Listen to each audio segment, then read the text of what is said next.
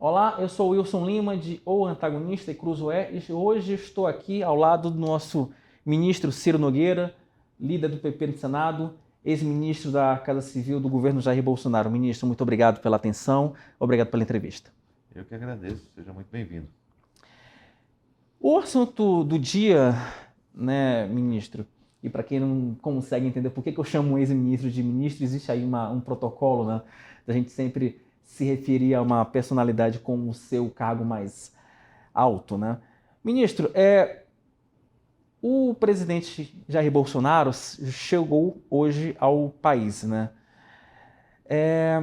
Ele vai ter condição de liderar esse processo de oposição ao governo Lula? É possível fazer essa oposição ao governo Lula, ministro? Eu não tenho dúvida, o Bolsonaro saiu com 48% do eleitorado votando nele no segundo turno, é um grande líder, fez um governo que é histórico, para mim o melhor governo dos últimos 40 anos no nosso país, trouxe dignidade, mudou a forma de fazer política em Brasília, acabou com aquelas histórias de porteira fechada, blindou as nossas estatais. É um homem que tem muito o que apresentar, fazer comparações, principalmente agora em um governo que tem frustrado todas as expectativas. Então ele é o homem certo para nos liderar e percorrer o Brasil, levar as nossas bandeiras à frente e preparar esse campo político para as eleições de 24 e 26. O senhor conversou com ele nesse processo em que ele estava fora do país? Houve algum diálogo e tem algum plano para se passar para a bancada, para falar, olha, vamos fazer isso, vamos fazer aquilo? Existe algum plano específico ou ainda não? Eu tenho conversado muito com o presidente, né, por telefone, videoconferência. Hoje apenas o recebi lá para abraçá-lo, mas vamos voltar a conversar. O que eu tenho sugerido ao presidente, que eu tenho aconselhado ao presidente, que ele volte com a pauta de mostrar o que ele fez no governo, a pauta econômica, que é o que interessa mesmo ao país, fazer as comparações entre o trabalho que o ministro Paulo Guedes fez com o trabalho que está sendo apresentado pelo atual ministro. É fazer uma comparação, tá certo? É essa que acho que é a pauta que as pessoas querem, né? Esquecer conflitos, esquecer situações que não trazem o equilíbrio para esse momento que o país está vivendo. Então, eu acho que ele vai fazer isso. Nós estamos preparando uma grande equipe de assessores, de pessoas que vão subsidiar ele para que ele faça o confronto de ideias da forma correta. Quando o senhor fala esquecer alguns assuntos do passado, a gente está falando o quê? De urnas eletrônicas, vacina, Exatamente. essa chamada pauta ideológica. Eu não vejo o que vem a contribuir nesse atual momento do país. Acho que as pessoas estão preocupadas com seus empregos, a inflação absurda, a falta de crédito, os juros altos, preocupado com o futuro da sua vida, né? Que nós temos um presidente que prometeu tudo, né?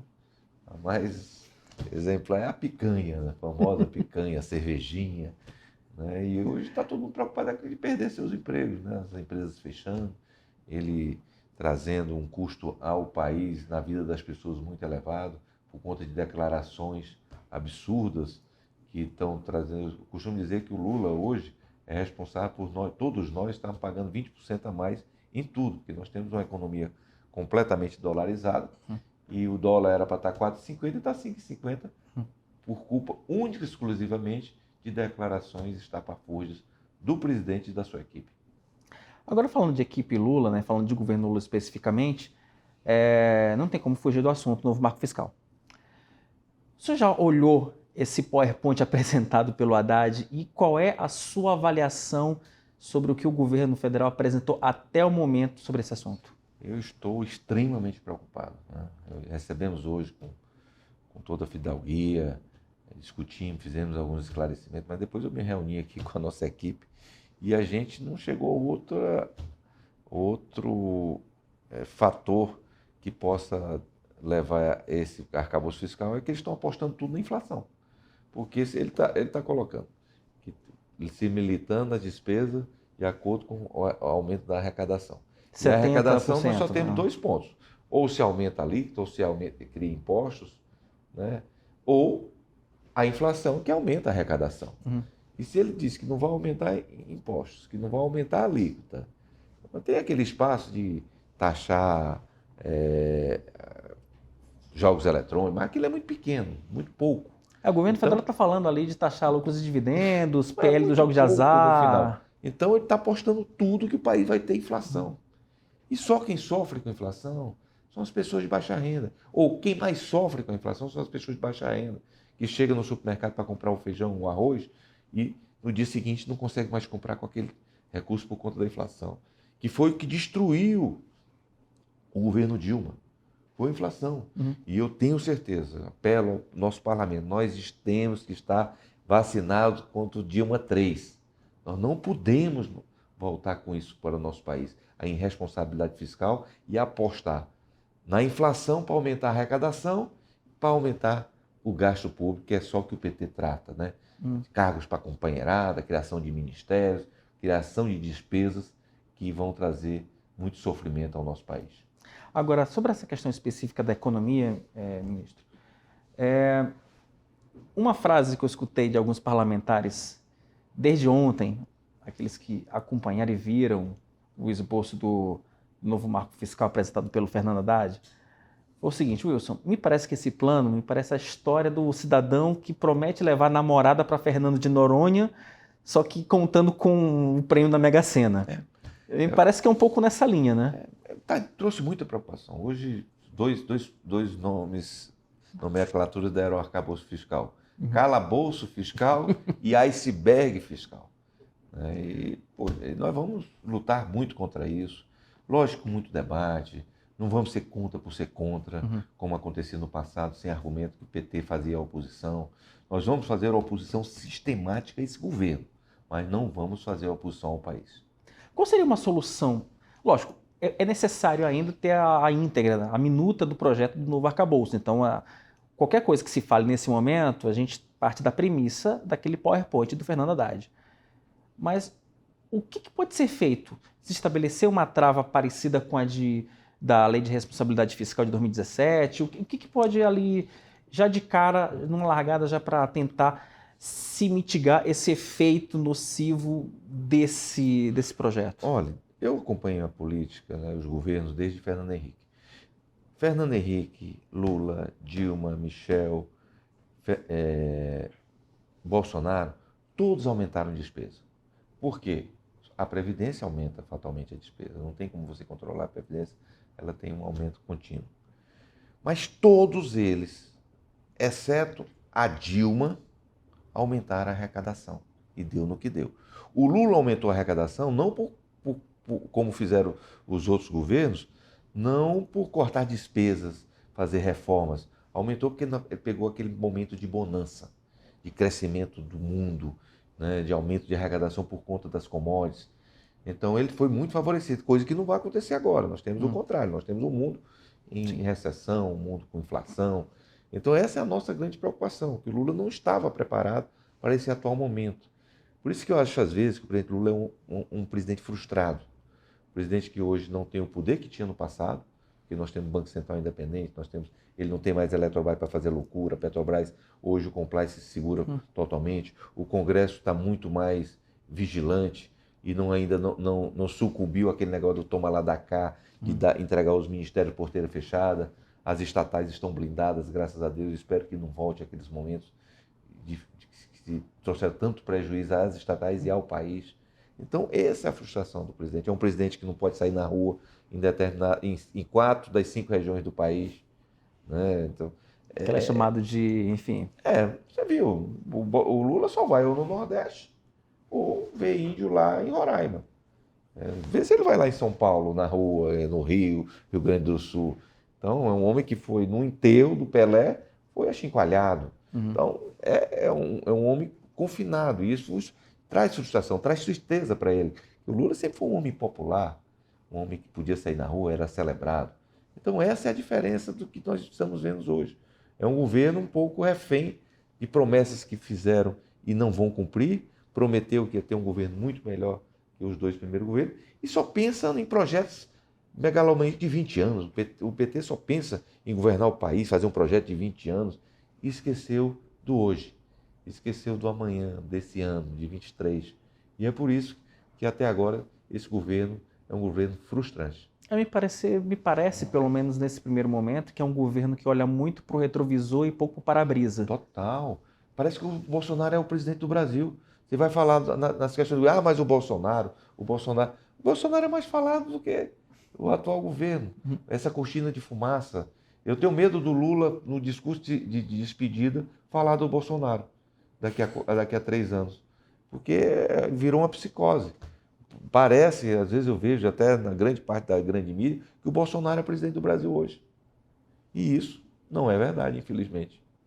Agora, falando ainda de frases do presidente Lula, né, o que a gente tem visto também é que o presidente ele tenta, na canetada, reduzir a taxa de juros, fazendo uma pressão ao Roberto Campos Neto. Ele, a Gleisi Hoffmann, enfim, a cúpula do governo federal também. Primeira questão, é possível se reduzir juros na canetada? Segundo, até que ponto que essa pressão do Lula sobre o Campos Neto, ela é infrutífera ou vai ser frutífera? Porque a informação que a gente tem, inclusive conversando com alguns colegas seus, senadores, é que não adianta o Lula querer ficar brigando porque ele não vai conseguir destituir o Campos Neto aqui no Senado. É mais ou menos o seguinte, você tem um filho com febre, você vai atacar o termômetro ou a febre? É isso que ele está fazendo, atacando o Banco Central. Certo? E eu fico agora preocupado com esse arcabouço, se isso não já é pré-determinado para aumentar a inflação no nosso país e o governo arrecadar mais. Esse que agora eu estou preocupado, porque não é normal, não é verossímil esses ataques ao Banco Central, esses ataques. Eu não consegui até hoje, estou com inveja, dos discursos da Gleisi. Ela faz mais oposição ao Haddad e ao governo do que eu. Ela causa mais instabilidade ao governo do que eu. Então você vê, nós temos hoje uma guerra aberta dentro do governo pela sucessão do presidente Lula, já diversos ministros querendo protagonismo, querendo falar. Haddad está brigando, a Gleisi está brigando, Flávio Dino está brigando. Eu cheguei ao cúmulo outro dia, eu vi meu sucessor, o ministro da Casa Civil, dizer que o Brasil vai ter fila de empresas quebrando no varejo. Meu Deus! Nós temos que dar estabilidade para essas empresas, torcer para que elas não quebrem. Então, olha que loucura. Pessoas que estão falando demais. E até agora não surgiu ainda nesse governo alguém para comandar o governo. Porque no primeiro e segundo governo do Lula, nós tínhamos o Zé Disseu e o Palocci, que eram eminências que tocavam o governo. E até agora não surgiu alguém que comande esse processo. O Disseu tem essas questões éticas, que, enfim, não vamos entrar aqui nesse mérito. Mas eles comandavam. O Palocci também, mas eles tinham realmente um pulso forte nesse governo. E o Lula ficava, falando com o povo e tal. Esses dois comandavam o governo naquela época. E até agora não surgiu ninguém que tenha autoridade sobre o próprio Lula. Nós criamos um ministro da Economia que não entende nada de economia, mas se o governo como um todo trabalhasse para que ele tivesse sucesso, poderia dar certo. Mas não, estão todos torcendo para derrubar o Haddad. Quem mais torce para derrubar o Haddad é o Mercadante e alguns outros que querem ocupar, ficaram frustrados de não estar no lado do Haddad. Então é uma loucura, é um governo que está faltando comando. Agora, senador, o senhor falou sobre o Haddad, acho que eu estava com uma outra pergunta, mas eu não posso perder o gancho. Você acha que o Haddad tem boa vontade nesse governo? Não, mas isso que eu falei, eu acho o ministro Haddad um homem bem intencionado, um homem inteligente, não entende nada de economia. Isso aí não. Mas as pessoas aprendem. Fernando Henrique foi um grande ministro da economia e também não sabia. Mas naquela época tinha todo o governo querendo trabalhar. O Haddad dá certo, ele não é um Paulo Guedes. Não é o Paulo Guedes, sabia tudo de economia. Ele teria que todo o governo, e não acontece. Estão todos querendo puxar o seu tapete.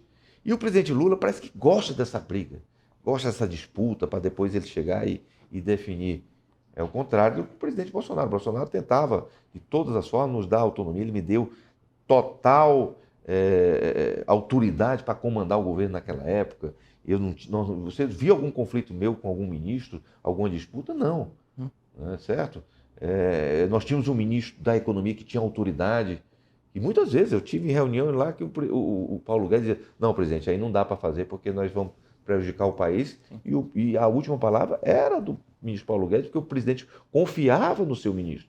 Atualmente não, nós temos um ministro que prometeu crescimento de 3%, 4%, vai entregar 1% e parece que está frustrando o governo, né? Então, isso está trazendo muita preocupação a todos nós que queremos que o país dê certo. Senador, ainda sobre a articulação política do governo Lula, e quando o senhor fala que o governo Lula 3 parece um governo sem foco, sem pulso, eu remeto a uma assertiva que é clássica nesse governo. Eu escutei muito isso. Wilson, o Lula, ele é um animal político, ele vai conseguir fazer uma articulação política que o Jair Bolsonaro não conseguiu fazer. O senhor concorda com essa tese ou não? O Lula de hoje é um Lula que está ainda voltado para o passado, de 20 anos atrás. Ele não se atualizou. Eu usei em outras entrevistas dizendo que o Lula é um grande comandante do Boeing 737 da VASP Super 200. Só que agora é um A380. E ele não sabe comandar o A380, está com o tanque cheio, mas desligou o GPS. E se acabar o combustível... Tem 145 bilhões em cofre. Então, aí está todo mundo em pé, porque encheu demais com ministérios, as pessoas...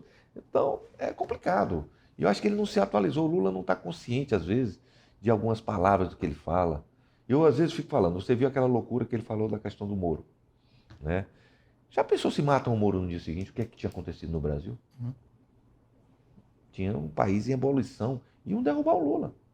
Então ele não está consciente do que ele fala. Isso aconteceu comigo lá atrás também, às vezes. Eu dei uma entrevista uma vez numa rádiozinha lá no interior do Piauí e fui muito incisivo. Tipo, isso aqui vai ficar só aqui. Meu Deus, no dia seguinte estava no país inteiro. Então é outra época. E ele acho que não se aprimorou, não se reciclou. Às vezes eu acho que as pessoas do PT, acho que eles estavam assim num gueto, numa caverna, não evoluíram, né? São pessoas que estão hoje voltadas para um projeto do partido, apenas colocando os interesses do partido acima dos interesses do país. Voltando à questão do Sérgio Moro, quando ele falou para aquela entrevista para o 247, que ele queria F, o juiz, e depois ele questionou a ação da Polícia Federal. Só acho que ali foi mais... Foi uma visão dele, Lula, sobre o Moro, ou foi uma questão mesmo de rancor que ele não consegue disfarçar e ele está aproveitando esse momento para falar, opa, agora eu tenho a presidência da República, então eu vou disparar todo o meu rancor, todo o meu ódio contra os meus inimigos? Eu acho que ali foi uma posição de uma pessoa que perdeu o limite, perdeu o bom senso. Aquela operação, ela foi, pelo que eu assisti a uma entrevista do procurador. Quem desvendou aquela operação toda foi a Polícia Civil de São Paulo, que descobriu tudo, da CAECO, né? Sim, sim. E vieram a Brasília, e como era um senador e um deputado federal, entregaram aquilo para a Polícia Federal. Procuraram o ministro Moro e relataram o que estava acontecendo, mas que a Polícia Federal, já com tudo esmiuçado, foi rápida e, graças a Deus, impediu essa loucura que aconteceu, né? Mas olha, vê as duas atitudes aqui. Quer ver quem teve uma atitude fantástica? Tarcísio, que não tentou sair como grande descobridor daquela situação, se vangloriando. Você imagina se fosse o Dória naquela época, tinha saído, né? Mas viu, não estava consciente do seu papel, sem sair fazer estardalhaço, até porque quem tinha que tomar atitude naquilo ali era a Polícia Federal, e fez com brilhantismo. O ministro da Fazenda, ou da Justiça, foi no dia seguinte se vangloriar, que foi descoberto. Aí no dia seguinte, O Dina, devo dizer o seguinte, o Lula diz, faz tudo, joga tudo no ventilador. Olha que loucura. Mas, como diz a música, é o que nós temos para hoje. É o que nós temos para hoje. Falando um pouco sobre o tempo que o senhor estava na Casa Civil, tem algum arrependimento daquele período, senador? Algo que, Wilson, olha, eu acho que eu poderia ter feito isso, ou eu fiz isso, acho que não foi um gesto interessante? Eu sempre dei meu melhor. Erros aconteceram. Acho que com todo mundo errando, nós tivemos um governo aí que o presidente pode ter errado, eu errei, mas foram muito mais acertos. Muito mais acertos. Eu tenho muito orgulho do período. Eu peguei a Casa Civil naquela época de um momento de muita estabilidade, muitos conflitos. Eu tentei mediar esses conflitos, acho que tive sucesso na maior parte deles. Poderia ter feito mais, podia, né? Mas eu dei o meu máximo, né? Eu agradeço dia e noite ao presidente da República ter confiado em um senador lá do Piauí para entregar o seu ministério mais importante. E por isso que eu tenho essa lealdade ao presidente e estarei ao lado dele, aconteça o que acontecer nos próximos anos, para a gente poder trazer esse país para o rumo certo, para o trilho. Eu queria pegar um ponto que a gente até conversou aqui antes aqui nos bastidores, que muito se fala, tem uma frase que se fala muito na política que é a seguinte: o Ciro Nogueira, ele só vai esperar o Lula ter um pouco mais de poder para abandonar o bolsonarismo, abandonar o Bolsonaro. Isso procede ou o senhor vai com o Bolsonaro até o fim? Eu acho que essa expectativa aí já foi superada, né? Eu acho que era um outro. Antigamente, os partidos de centro, não vou negar, sempre aderiam ao governo, em troca de cargos, mas é porque não tínhamos opção. Eu sempre fui uma pessoa, desde o meu tempo de faculdade, de colégio, sempre de um perfil mais conservador, um perfil de centro-direita. Eu nunca fui muito de costumes, né? Eu não sou muito ligado à questão de armas, Aborto. Não, eu não sou muito nisso, não. Agora, eu sou um homem até mais liberal do que o Bolsonaro na pauta econômica, tá certo? E agora nós temos uma direita, nós temos um grande líder da direita que eu tenho orgulho de estar ao lado dele. Então, as chances de eu estar ao lado do PT, que tanto mal fez ao meu Estado, principalmente, ao país, é nenhuma. Nenhuma. Eu estarei ao lado do presidente Bolsonaro, ao lado das pessoas que querem se Bolsonaro for candidato em 26, eu estarei ao lado dele, se for Tarcísio, se for Zema, se for Tereza, se for Ratinho, seja quem for que vier a combater esse desgoverno, eu estarei ao lado. Agora o senhor sabe que isso é uma posição que o senhor assume um risco político imenso, né? Principalmente o senhor sendo nordestino no Piauí, que é o estado que tem o maior eleitorado do Lula, né? É verdade. Não, é verdade, é um grande eleitor. Eu perdi a eleição lá agora para o governo e para o Senado por conta do Lula. Se fosse a disputa sem o Lula, nós teríamos ganho lá no Piauí com muita folga. Né? Mas é um ônus, eu não vou deixar isso das minhas convicções, da minha luta, da minha paixão pelo esse país para agradar um determinado eleitorado do meu estado que está ao lado do presidente Lula. Eu vou tentar mudar esse eleitorado lá. Nessa eleição, quase que a gente ganhou. Nós perdemos a eleição lá por poucos pontos. E eu acho que as pessoas, principalmente nos grandes centros, estão fazendo isso nas capitais. Já teve capitais do Nordeste que o Bolsonaro ganhou, que já empatou. E nas grandes cidades está tendo um crescimento muito de consciência desse mal que o PT faz ao Nordeste. Esse movimento da direita, eu só acredito que é um movimento irreversível, porque até 2014, vamos pegar um pouco do impeachment da Dilma, pegar a eleição de 2014, você tinha a polarização PT, PSDB, Dilma, Aécio, aquela eleição conflagradíssima. 2018 aparece o Jair Bolsonaro como alternativa, ele seria a terceira via, né, mas acabou se tornando essa via alternativa ao PT à esquerda. E aí, desde então, se deflagrou um processo de fortalecimento da direita que enfim, que é personificado nessa super bancada do PL, o PP também cresceu, enfim, você tem todo esse republicano também cresceu nas últimas eleições. Só acredito que esse movimento da direita, ele é um movimento que veio para ficar ou ela ainda é uma onda que ela talvez seja retroativa? Que veio para ficar. Você vai ver o resultado agora nas eleições de 2024, vai ser um arraso da direita aí, da centro-direita. O que acontecia no passado? Você citou bem, era a disputa PSDB e PT. Era uma falsa disputa. Você vê agora quem é a chapa aí. Lula e Alckmin. 94, 98, 2002, disputaram, né? Lembra do que um falava do outro? Então é uma falsa disputa. Agora não, nós temos disputa de convicções, disputa de forma de ver o país, disputa de pessoas que querem focar ou em criar cargos para companheirado ou pessoas que querem ajudar as pessoas realmente a crescer de vida. E eu estarei sempre ao lado dessas pessoas que querem ver um país muito melhor para se viver, para se competir, para empreender, para criar negócios, criar renda. Esse aqui é o nosso foco. Senador, Bolsonaro já fala de 26 ou não? Não. Eu tenho minha dúvida se o presidente vai disputar em 26. Certo? Ele foi muito penalizado, a forma como ele foi atacado nessa eleição. Não houve muito, no meu ponto de vista, uma imprensa no país isenta nessa eleição. A imprensa influiu muito no resultado, só olhava o lado negativo de um lado e o lado positivo do outro. Isso foi determinante para uma vitória tão apertada de 2 pontos. São 2 milhões de votos a diferença Então, ali no final. nós não tivemos uma disputa isenta, principalmente da grande mídia, que acaba influenciando muito o resultado eleitoral. Então, isso magoou muito o presidente. Eu que convivi ali na reta final, depois de ele perder a eleição, ele ficou muito triste, né? E eu não sei se ele vai vir, ele vai liderar o processo, tá certo? Eu quero incentivá-lo para que ele venha a ser candidato, mas se ele não vier, o candidato que ele apoiar vai ser o vencedor nas próximas eleições. Quando ele embarcou para cá, para o Brasil, né, ele falou que ele não queria ser o líder, né, que ele queria atuar apenas como conselheiro. Só acho que já é uma sinalização de que ele, olha, isso aqui para mim... Isso aí não é opção para ele, não. Isso aí não vai ter opção, ele vai ter que liderar esse processo. É o ônus de quem é o líder, né, de quem é amado pela população, por grande parte da população. E ninguém pode liderar esse processo a não ser o presidente Bolsonaro. Ele pode até não ser o candidato aqui em 26. Uhum. Nós temos outros grandes nomes. Ele foi capaz de criar outros grandes nomes, ao contrário do PT.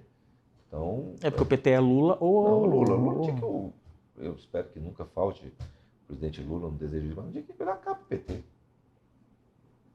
A eleição de 22 ela tinha também essa característica, né? Porque se o Bolsonaro ganha, muito do PT fala, gente, aqui é fim de linha, né? Porque o PT tem esse problema de renovação, né? Não conseguiu ainda fazer um quadro. Foi decisivo aquilo para o PT, né? Eu acho que teve a sobrevida, mas é um partido que o Lula é o perfil dele. Ele não cria as lideranças. O Bolsonaro criou o Tarcísio, criou a Tereza, todos os ministros dele. Damares, que não era aqui de Brasília, foi eleita aqui.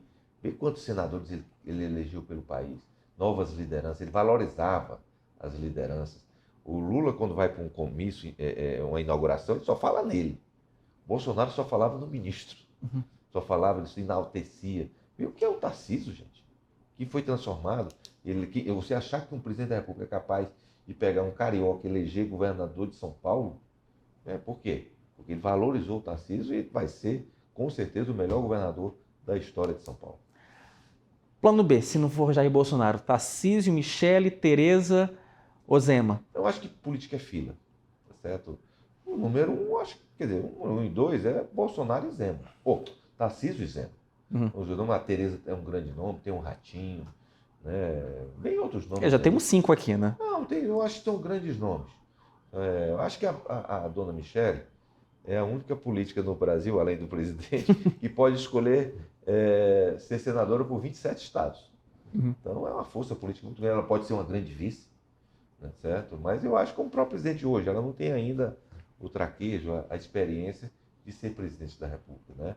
É uma mulher impressionante, o carisma, a forma como ela se comunica. Ela vai ser muito importante. Agora mesmo, hoje mesmo eu convidei ela a ir ao Piauí. Temos até um pouco de ciúme dela ser só presidente do PL Mulher. Acho que o nome dela está acima, tem que ser presidente de todos os partidos mulheres, né? E nós vamos convidar ela para os eventos do Progressista Mulher pelo país afora, porque ela é muito importante, o seu papel, a forma como ela se comunica, e ela será um fator muito importante nas eleições de 24 e 26. O senhor falou do ciúme da Michele, mas há de se convir que o senhor perdeu o Jair Bolsonaro para o Valdemar, né? O senhor negociou bem a entrada do Jair Bolsonaro para o PP, né? Não bate uma inveja do Valdemar ou fala, olha, ou não era o momento Eu acho que ele tomou a decisão correta naquela época, porque ele sabia que tinha, pelo fato de ele estar no ministério, o progressista seria dele de qualquer forma. Naquela época o Valdemar exigiu muito, mas tomou a decisão correta. O Valdemar tem sido uma fidelidade ao presidente, uma lealdade, que muita gente o Valdemar vai descartar o Bolsonaro, e isso não ocorreu, está sendo fiel, leal ao presidente. Eu acho que o presidente tomou a decisão correta. É surpreendente, né? Porque o Valdemar também, de novo, né, a partir daquela mesma premissa, né, aquela mesma assertiva. O Valdemar estava com Lula no governo Lula 1, né? E aí ele virou essa chave. Me parece que é um movimento muito parecido dos senhores, né? Tanto do seu quanto do Valdemar, né? O Republicanos mesmo, com o Tarcísio, está também amarrado nesse projeto. Eu acho que agora nós temos direito. Nós temos um partido de centro-direita, uma bandeira, um discurso e apoio. Porque, volto a dizer, o presidente Bolsonaro ganhou eleição em 4 das 5 regiões. Uhum. Foi o maior eleitor dessa eleição, não foi o Lula, foi o Bolsonaro, porque elegeu o maior número de governadores, de deputados. Então isso nos dá segurança que nós estamos no rumo certo, no rumo que a população quer. E só para fechar, hoje, com a chegada do Bolsonaro, muito se questionou a falta de gente na rua. O senhor concorda com essa interpretação ou não? Pelo amor de Deus, gente. Até eu tive dificuldade de sair de casa. Eu tentei ir para o aeroporto, não consegui. Não foi nada proposital. Foi um excesso de zelo, de segurança, até por conta de 8 de janeiro. Sim. Mas, pelo amor de Deus. Hoje, Brasília não tinha quem se locomovesse aqui para chegar lá. Eu sou senador, com carro, com placa oficial, não consegui chegar. Então, se existe uma pessoa que é amada, você viu dentro do avião ontem, quem é que entra dentro do avião daquele ali, gente? Que é aplaudido de pé por todo mundo, abraçado.